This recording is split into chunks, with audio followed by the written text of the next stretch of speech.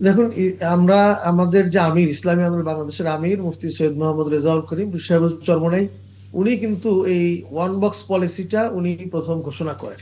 জি। এবং এটা করেছেন আসলে একটা জন আকাঙ্ক্ষা থেকে, যে এদেশের মানুষ, আমরা দেখেছি জুলাই আন্দোলনের পরে একটা পরিবর্তন চেয়েছে।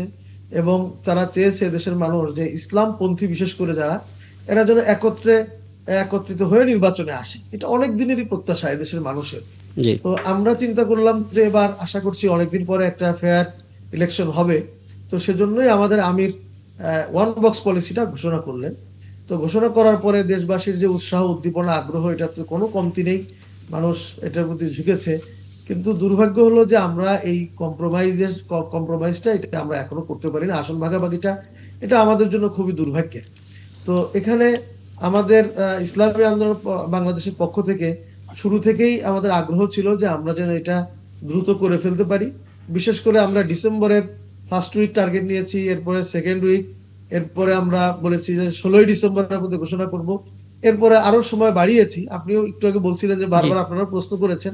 জি। আসলে আমরা অদ্যাবধি পর্যন্ত এটা চূড়ান্ত করতে পারিনি। এটা আমাদের জন্য খুবই দুর্ভাগ্য। আমাদের আমির, উনি এটা শুরু করলেন। এখন দেখা যাচ্ছে যে আসলে আসনটা আহ, অন্যরা কেউ দিচ্ছেন। এটার প্রবক্তা হলেন ইসলামী আন্দোলনের আমির। কিন্তু এখন দেখা যাচ্ছে যে তাহলে সেই হিসাবে তো কথা ছিল যে ইসলামী আন্দোলন বাংলাদেশের আমির অন্যান্য দলকে আসন দিবেন।